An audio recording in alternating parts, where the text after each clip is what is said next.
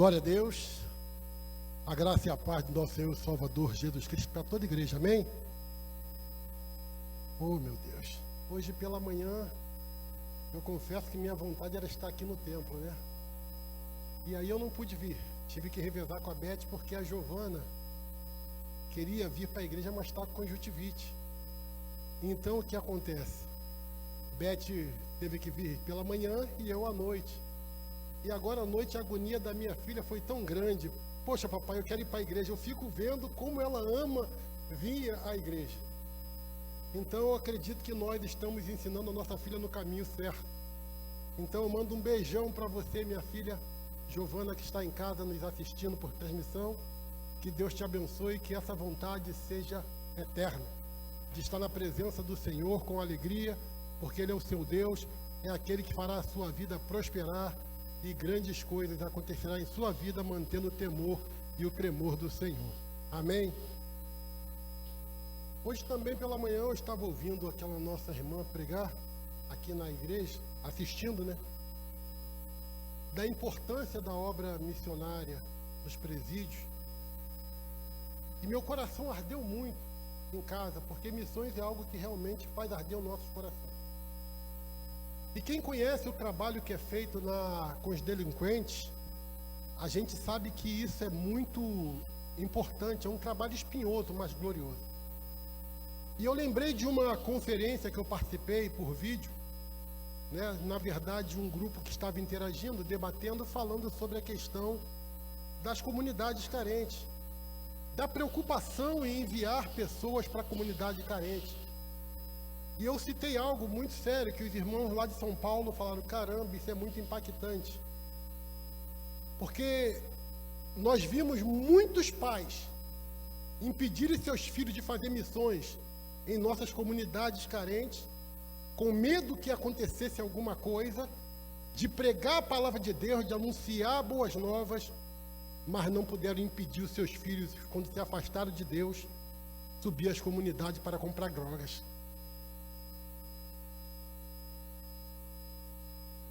Isso é doloroso. Então, meus irmãos, se Deus colocou no coração de alguém da sua família, um filho, que ele tem que fazer uma obra na região carente, alguém daquela região vai encaminhá-lo até lá, vai direcioná-lo, vai acompanhá-lo, mas não impeça o seu filho de fazer a obra missionária, porque indo para o campo de missões ele pode ganhar uma alma, que pode ganhar milhares de almas e não destruir milhares de almas.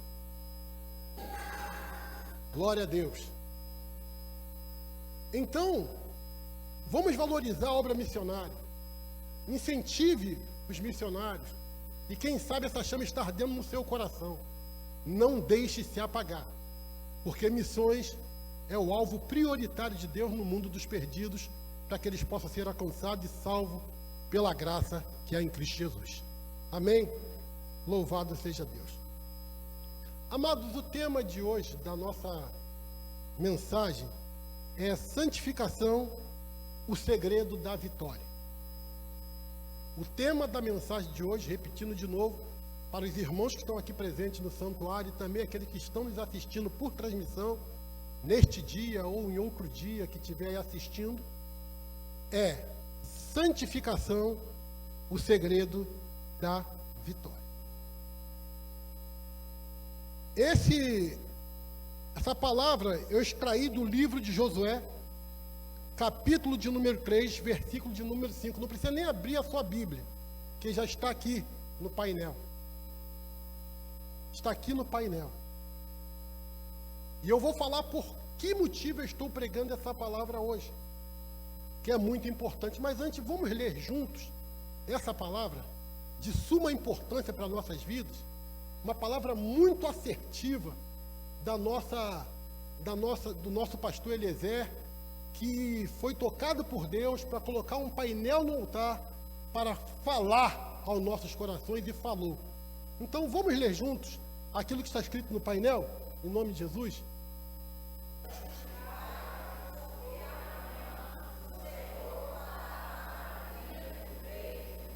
E isso foi para mim, agora para Deus, tá? santificai-vos, porque amanhã o Senhor fará maravilhas no meio. Glória a Deus. Na semana passada eu estava sentado aqui no templo e refletindo sobre algumas coisas da minha vida em que eu preciso melhorar como homem de Deus. Eu confesso que eu não sou perfeito. Ainda há áreas da minha vida delicadas que Deus precisa trabalhar. E sentado num desses bancos aqui do lado esquerdo, eu foquei esse painel e comecei a olhar. E era como se Deus estivesse falando comigo através da importância desse ato, dessa ação de Deus na minha vida. Como eu posso contribuir para que a minha vida possa melhorar, para que verdadeiramente eu possa ser um homem de Deus, para que os sinais de Deus possam me acompanhar. E foi aí que eu comecei a refletir na vida deste homem de Deus chamado Josué, na sua responsabilidade como líder de um povo, escolhido por Deus, e também como sucessor de Moisés. Josué, ele sabia que não seria tarefa fácil substituir Moisés, mas que seu serviço como líder poderia ser facilitado se ele seguisse os mesmos passos de Moisés como homem de Deus, tendo zelo e responsabilidade com a palavra de Deus e com as coisas de Deus, pois garantias de Deus foi dada a ele quando assumiu a liderança.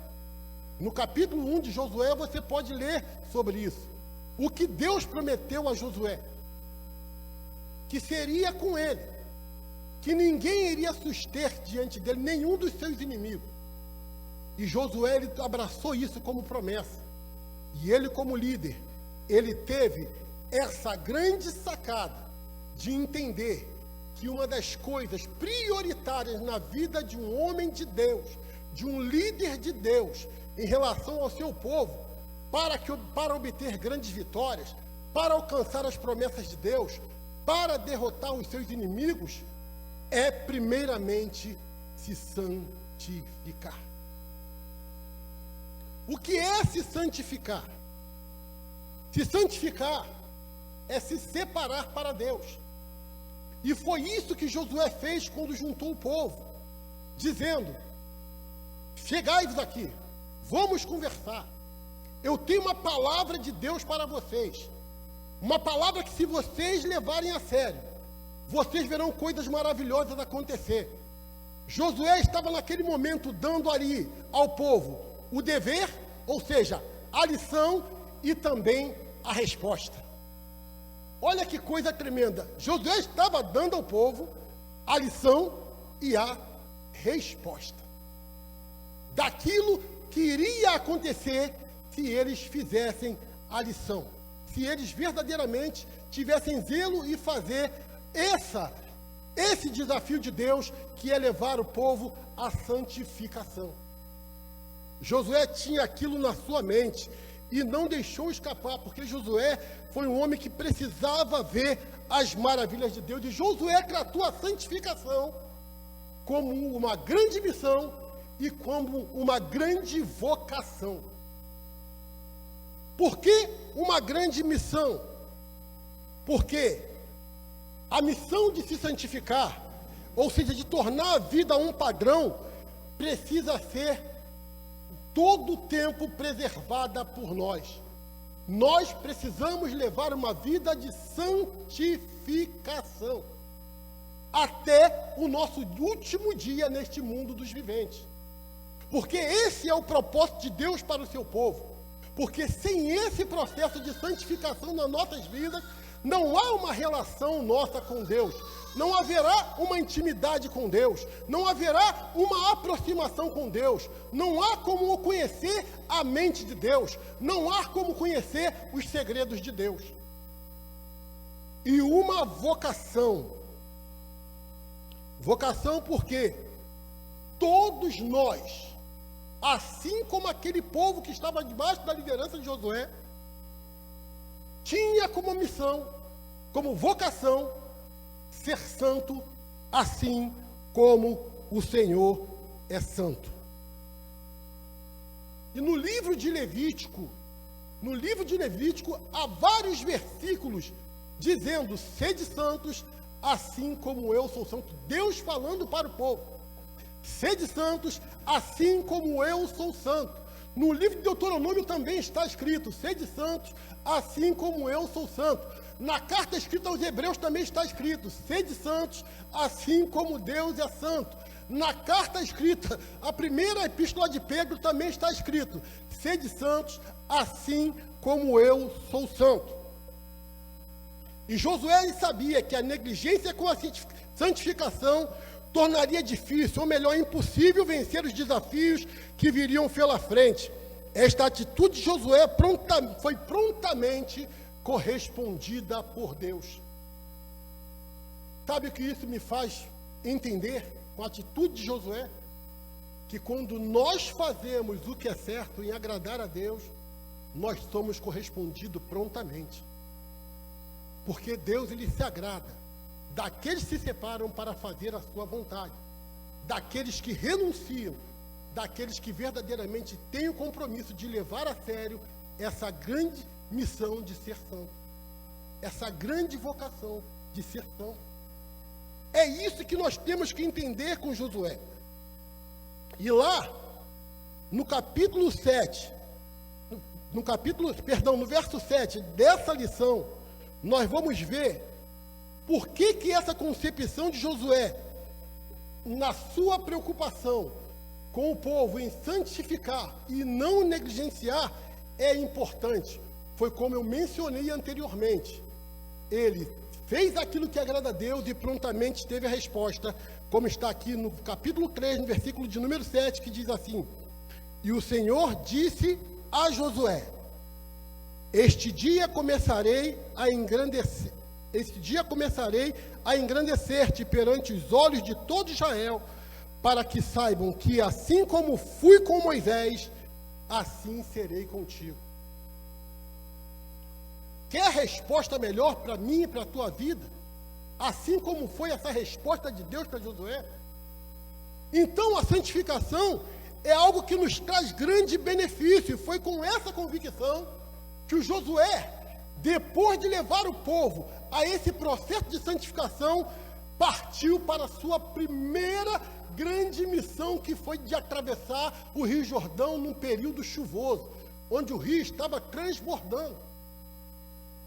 E ali, de frente ao Rio Jordão, com os sacerdotes, com os levitas, com as arcas, quando pisaram nas águas, o que aconteceu? O Jordão se abriu, para que o povo de Israel pudesse passar. Então, santificação nas nossas vidas, ela tem um efeito produtor de milagres, de fazer com que Deus se manifeste ao nosso favor. E isso não era novidade para Josué. Por que não era novidade para Josué? Porque ele andou com Moisés. Ele viu Moisés abrir o mar vermelho. E ele sabia que Moisés era um homem de Deus, homem de intimidade. Ele estava fazendo igual, sendo imitador de Moisés, assim como ele queria que o povo também fosse dele. E isso é maravilhoso.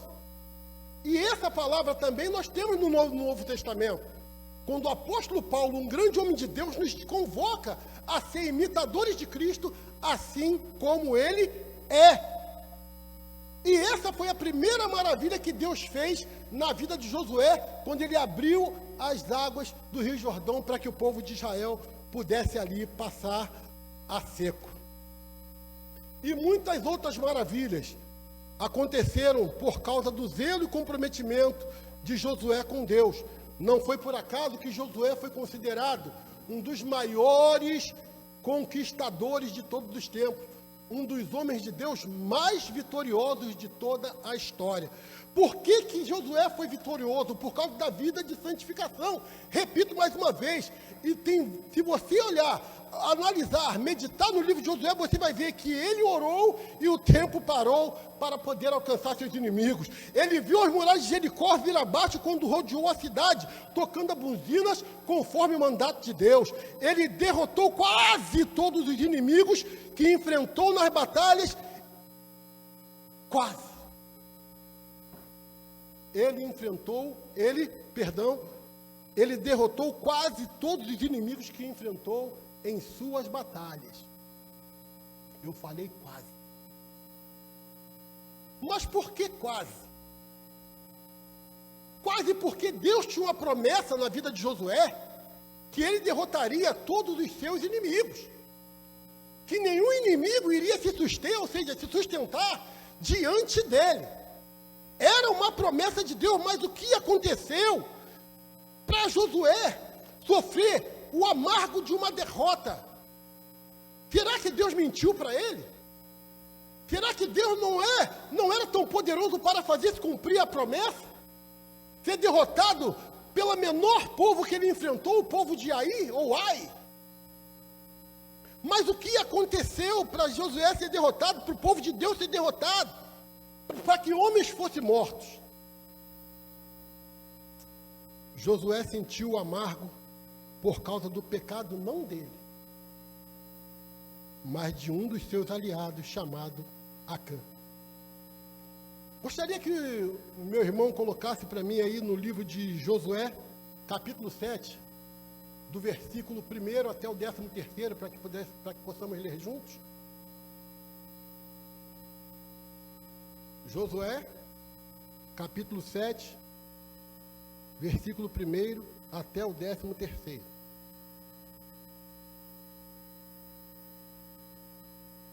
Veja.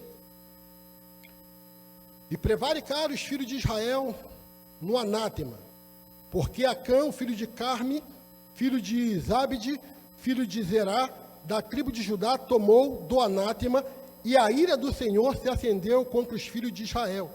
E enviando por Josué de Jericó alguns homens a Ai, que está junto a Bet-Aven, da banda do oriente de Betel, falou-lhes dizendo: subi e espiai a terra. Subiram, pois, aqueles homens e espiaram a Ai.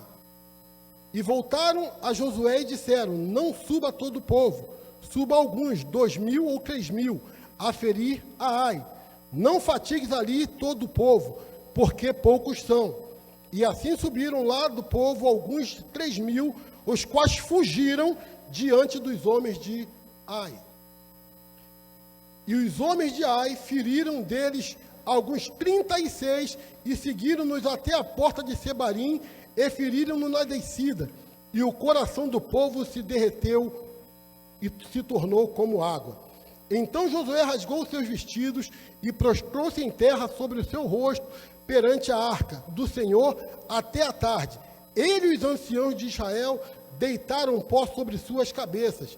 E disse Josué: ah, Senhor Jeová, porque com efeito fizeste passar este povo o Jordão para nos darem na mão dos amorreus, para nos fazerem perecer? Oxalá nos contentaríamos com ficarmos da além do Jordão. Ah, Senhor, que darei? Pois Israel virou as costas diante dos seus inimigos. Ouvindo isto, os cananeus e todos os moradores da terra nos cercarão e desarraigarão o nosso nome da terra. E então, que farás ao teu grande nome? Então disse o Senhor a Josué: levanta-te, porque está prostrados sobre o teu rosto. Israel pecou e transgrediram o meu concerto que lhes tinha ordenado, e até tomaram do anátema, e também furtaram, e também mentiram, e até debaixo da sua bagagem o puseram.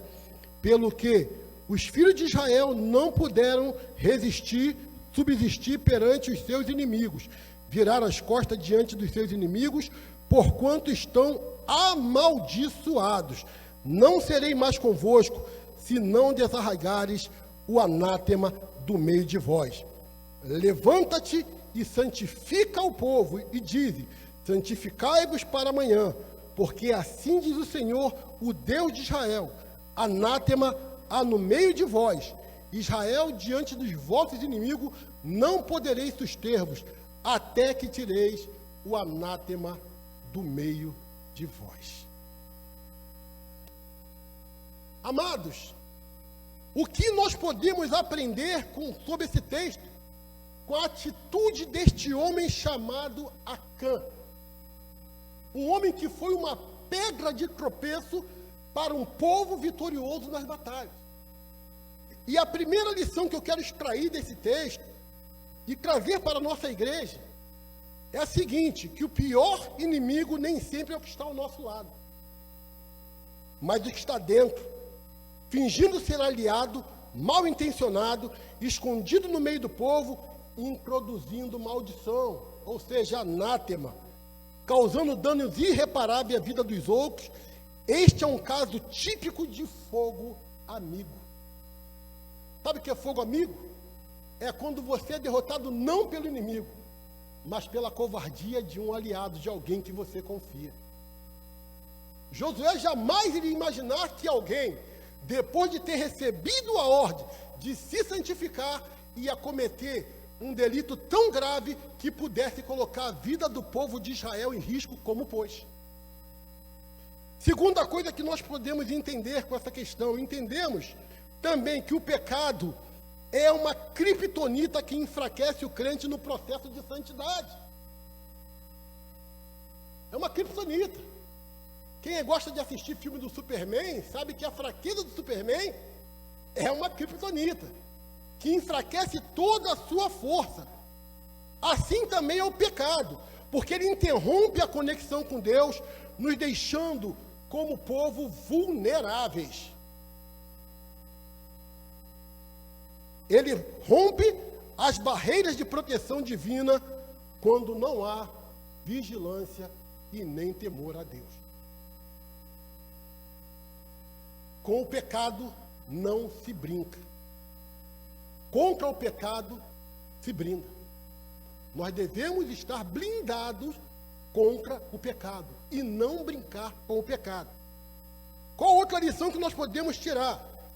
Também temos que aprender que a falsa santidade não se sustenta diante da tentação, pois pessoas sem firmeza não conseguem resisti-lo. Acã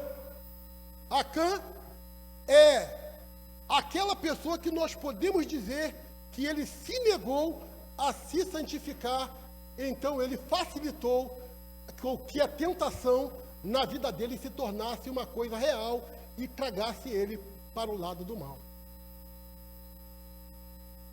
Nós não podemos brincar com o pecado. Com a santidade não se brinca. Acã brincou no momento errado, com a coisa errada. Ele não podia ter feito o que ele fez, porque o pecado, ele tira toda a resistência do homem. A tentação foi mais forte, e ele levou a maldição para o meio do povo santo. Acã não levou em consideração as consequências que traria para os outros e para si mesmo, pensando que não seria descoberto pelo que fez em oculto. Às vezes, as pessoas se enganam pensando que aquilo que está em oculto não vai ser revelado. A Bíblia fala que não há nada oculto que não seja revelado. Ele pode enganar os olhos dos homens, que são falhos, mas ninguém pode enganar os olhos de Deus. E eu quero falar sobre essa questão, trazendo um pouco para os nossos dias atuais. Falar sobre a questão do pecado oculto. Eu sei que o processo de santificação, mas eu não posso deixar de falar sobre a questão do pecado oculto, das consequências que trouxeram e ainda trazem para as igrejas, principalmente quando ele não é combatido e nem confrontado. Há pouco tempo, nós assistimos na televisão um escândalo muito grande envolvendo uma pastora que tinha muitos filhos adotivos e que cometeram um assassinato contra o seu marido, o seu esposo. E isso virou manchete em todos os noticiários. Essa mulher tinha muita fama, ela foi muito exaltada por Deus, mas parece que ela começou a não vigiar, porque a fama começou a falar mais alto na sua vida. Se tornou deputada, já se envolveu com a questão do poder, e Deus parece ter ficado em segundo plano e ela não vigiou e abriu brecha para o pecado. Mas o que eu quero falar de importante neste assunto é que na igreja onde ela era pastora, líder responsável, junto com seu marido, que foi assassinado, se levantou uma irmã e falou para ela que Deus ia pesar a mão contra a vida dela, contra a casa dela. E ela não se consertasse e se não se arrepender. Essa mulher, arrogantemente, ela podendo ouvir a voz de Deus e analisar, eu não sei porque ela pensou ser alguém muito importante, ela tratou de repreender e humilhar a pessoa publicamente, chamando aquela mulher que falou para ela, usada por Deus, que aquela mulher estava sendo usada pelo diabo, que era uma serva de Satanás. Ela não levou a sério aquilo que foi falado. E sabe o que aconteceu? Alguns meses depois, toda aquela tragédia que nós vimos aí, com essa mulher que Deus exaltou tremendamente, mas que não vigiou e deixou as coisas do mundo falar mais alto no seu coração e corromper toda a sua família. Sabe, querido? Com o pecado eu falei que não se brinca. Ele pode ser fatal. Ele causa separação entre o homem e Deus. Nós vimos isso acontecer com um homem que nós considerávamos o homem mais forte do mundo, chamado Sansão. Sansão, enquanto andou certinho na presença de Deus, derrotava seus inimigos. Mas quando Sansão começou a se envolver com o pecado, o Espírito Santo, o Espírito de Deus que vinha e apossava o homem, se retirou dele. E Sansão virou um palhaço na mão dos seus inimigos. Cegaram-lhe os olhos. Ele entregou o segredo dele para uma mulher com quem ele tinha relações pecaminosas, chamada Dalila. E ele teve uma vida frustrada até o fim da sua morte.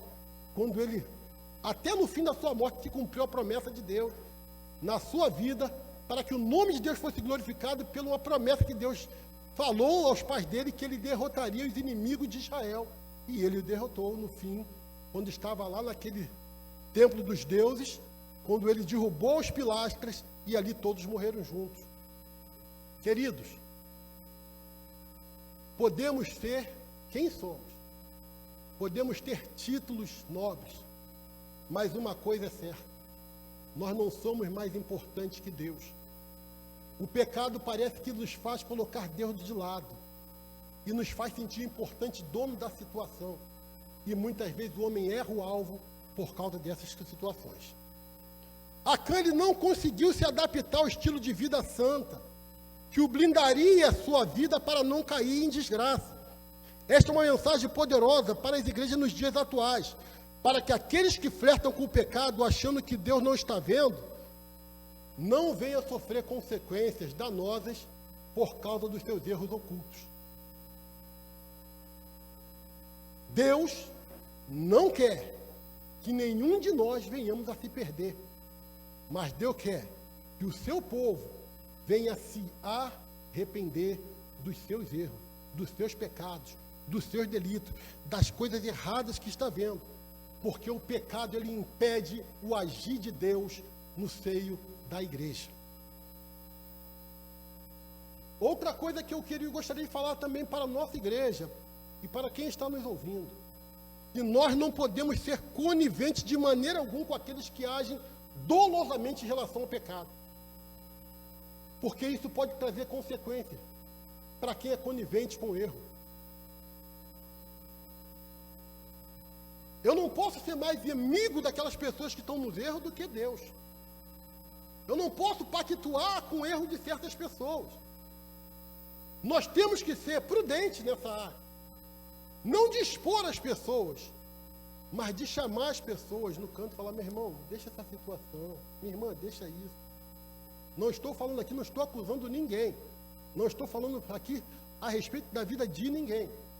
Eu estou falando de situações que possam vir a acontecer, que nós devemos orientar as pessoas a deixar o caminho do pecado, a deixar o caminho do erro, para que as suas vidas não se tornem num inferno depois. Josué, por causa desse processo de Acã, teve que recomeçar tudo outra vez. Foi o que eu li anteriormente, quando Deus fala para ele: santifica o povo, porque amanhã farei maravilha no meio de vós, mas após isso, tire o anátema do vosso meio. Amados, quando eu comecei a imaginar, a pensar, a refletir sobre este painel, sobre o que está ali escrito, foi como se ter sentido na minha alma Josué clamando hoje nos dias atuais para todo o nosso país, para toda a igreja, falando aos nossos corações da importância da santificação, de termos uma aproximação com Deus, de não deixarmos Deus de lado, de sermos verdadeiramente retos diante do Senhor, para não cairmos na transgressão do mal. Sabe, querido, eu fico preocupado porque sem a santificação não haverá maravilhas da parte de Deus. Sem a santificação não haverá derramamento da unção. Sem a santificação não há proteção divina. Sem a santificação não há conexão e nem relação com Deus. Esta palavra que eu estou lendo hoje para a minha igreja, para os meus irmãos amados, é para que a gente possa voltar a se preocupar com a nossa vida espiritual. Porque a palavra de Deus diz que o Senhor procurará os fiéis da terra. E os fiéis são aqueles que andam na presença de Deus em espírito e em verdade. Quem anda em espírito e em verdade não cumpre a concupiscência da carne. É isso que diz a Bíblia: andais em espírito e não cumprireis a concupiscência da carne. Mais uma vez eu repito aqui, ali está a lição e a resposta. E nós precisamos saber que ela tem validade eterna em nossas vidas. Porque se nós levarmos uma vida de santificação, nada poderá impedir o nosso caminho, a nossa caminhada rumo à terra prometida, que é o maior propósito de Deus, santificar sempre. Mas para isso, nós temos que verdadeiramente não se comprometer, não ficar acomodado, não ser preguiçosos, porque santificação exige um esforço da nossa parte para que coisas sobrenaturais da parte de Deus possam acontecer no meio do seu povo. Quantos aqui querem ver coisas sobrenaturais acontecer? Quantos aqui querem ver resposta de Deus na sua vida? É a vida de santificação que vai fazer com que a resposta de Deus aconteça nesse lugar, ou em qualquer lugar que as pessoas se propuserem a levar uma vida séria de santidade. John Wesley, ele disse: a conversão tira o cristão do mundo, a santificação tira o mundo do cristão. Coisa maravilhosa. Porque é a santificação que nos dá resistência para dizer não ao pecado, para resistir ao pecado, para que o diabo fuja de nós. Porque nós estamos no mundo que todos os dias nos tenta. Todos os dias nós recebemos propostas desse mundo, tentando fazer com que nossa relação com Deus seja interrompida através do pecado. Mas a santificação é aquilo que nos faz ter resistência. Então eu digo que a santificação é o que nos torna a imagem e semelhança de Deus. Um espelho que o mundo deseja ver. Cristo em você. Cristo em mim. Como disse a sunamita quando viu aquele homem passando lá perto da sua casa, disse para o seu marido a respeito de Eliseu: verdadeiramente lá vai um homem de Deus. Ela viu o reflexo de santidade naquele homem longe. Ela não teve dúvida, porque santificação fortalece o caráter do cristão. E ele, forte no caráter, convicto, ele certamente não vai andar errante. Ele vai ser bênção para honrar o nome de Deus e abençoar pessoas em nome de Jesus. João Calvino, ele disse: Jesus Cristo pode nos justificar. Aquele que não consegue Perdão, frase de João Calvino: Jesus Cristo pode nos justificar. Aquele que não consegue se santificar não pode ser justificado. Então, querido, leve esse processo de santificação a sério. Volte a meditar na Bíblia. Volte a orar. Volte a ter zelo com as coisas de Deus.